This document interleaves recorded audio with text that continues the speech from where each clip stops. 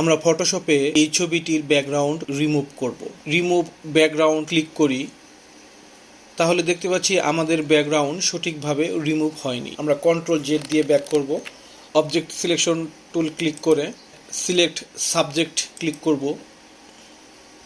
এখানেও দেখতে পাচ্ছি আমাদের সিলেকশনটি ঠিকভাবে হয়নি, বই সিলেক্ট হয়নি, এদিক দিয়ে সিলেক্ট আঁকাবাঁকা হয়ে গিয়েছে, এদিক দিয়ে বই সিলেক্ট হয়নি। যেহেতু আমরা বই, টেবিল এবং মানুষটি সহ সিলেক্ট করতে চাচ্ছি, সুন্দরভাবে সিলেকশন হয়নি। আমরা পলিগোনাল ল্যাসো টুল নিব, এই সিলেকশন যতটুকু হয়েছে সেটার সাথে অ্যাড করব এবং অ্যাড করে এটার সাথে বই, টেবিল সবগুলো সুন্দরভাবে সিলেকশন করে এই সিলেকশনের সাথে মিলিয়ে দেব।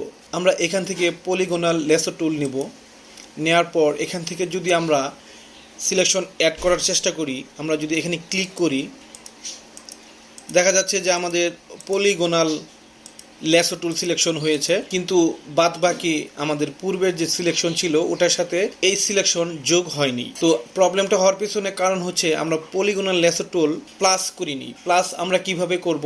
আমরা যখন পলিগোনাল ল্যাসো টুল নিব, আমরা শিফট কিবোর্ড থেকে শিফট চেপে ধরবো, তাহলে আমাদের পলিগোনাল ল্যাসো টুলের নিচের অংশে প্লাস চিহ্ন দেখাবে, তখন আমাদের আগের সিলেকশনের সাথে এই সিলেকশন যোগ হবে। তাহলে আমরা কন্ট্রোল জেড দিই, আমরা পূর্বের সিলেকশনে চলে আসলাম। এবার যদি আমরা পলিগোনাল ল্যাসো টুল নিয়ে আমরা দেখতে পাচ্ছি পলিগোনাল ল্যাসো টুলের নিচে কোনো প্লাস নেই, তাহলে আমরা কিবোর্ড থেকে শিফট চাপ দেব। শিফট চাপ দিলে প্লাস আসবে, আমরা শিফট চাপ দিচ্ছি। শিফট চাপ দেওয়ার পর প্লাস আসলো। এখন আমরা যদি এখান থেকে এই কোণা থেকে শুরু করি, আমরা শিফট চেপে ধরেই রাখবো। এখানে একটা ক্লিক করব, এখানে একটা ক্লিক করব, এখানে একটি ক্লিক, এবং এই বরাবর এই কোণায় একটি ক্লিক, বইয়ের এই কোণায় একটি ক্লিক। আমরা যতটুকু নেব আর কি ততটুকু আমরা সিলেক্ট করতেছি। এখানে একটি ক্লিক, এবং এই মাথা নিয়ে আমরা পূর্বে যে শুরু করেছিলাম যেখান থেকে, সেখানের মাথার সাথে অ্যাড করে দেব।